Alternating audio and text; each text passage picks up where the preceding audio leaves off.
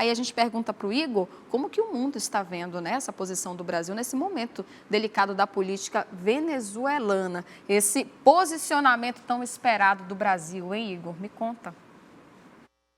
Pois é, essa situação do Brasil está sendo elogiada por alguns poucos e criticada pela maioria. O presidente Lula está em Santiago, a capital do Chile, para ter uma série de agendas com o presidente Boric. E lá, no Chile, o presidente Lula recebeu uma ligação do presidente da França, Emmanuel Macron, e um dos assuntos nessa ligação foi justamente o pleito eleitoral da Venezuela. E o que aconteceu? O Emmanuel Macron elogiou a postura de Brasil, México e Colômbia sobre as eleições da Venezuela. Os três países assinaram na semana passada uma carta conjunta cobrando que o Conselho Nacional Eleitoral, que é a Corte Eleitoral da Venezuela, que apresente as provas para saber se de fato Maduro foi reeleito pela terceira vez consecutiva com 51% dos votos, conforme apontou, sem apresentar nenhum tipo de prova. Então, o Macron elogiou essa cobrança, essa pressão que o governo brasileiro tem feito sobre o governo venezuelano.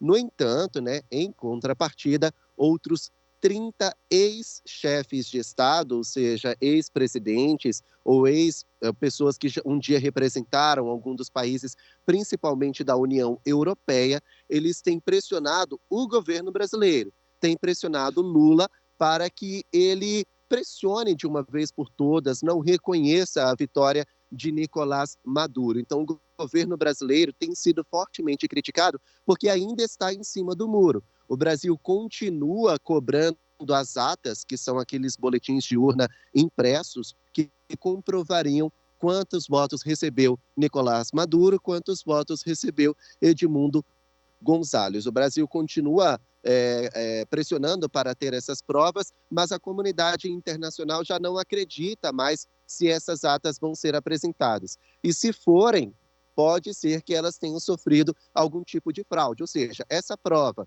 que era para ter sido apresentada há quase 2 semanas, muito provavelmente a comunidade internacional já não vai aceitar agora. E é justamente por isso que o governo brasileiro tem sido criticado por mais de 30 ex-chefes de Estado, porque o governo continua cobrando as provas, sendo que elas podem ser fraudadas. O governo continua sem uma posição para saber se reconhece ou não Nicolás Maduro como presidente. Inclusive, o presidente Lula estuda enviar o ministro das Relações Exteriores, Mauro Vieira, até a Venezuela.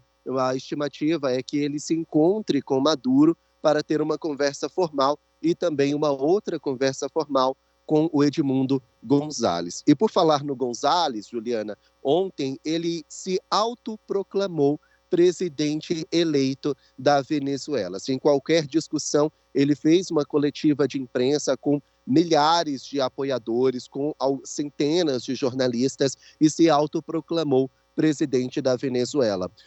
A Suprema Corte da Venezuela, a Suprema Corte venezuelana, ainda chegou a marcar uma reunião com Edmundo Gonzalez, mas ele teme que nessa reunião ele seja preso. Então ele não foi, ele continua sendo reconhecido por alguns países, como Estados Unidos, Argentina e Chile, como novo presidente da Venezuela.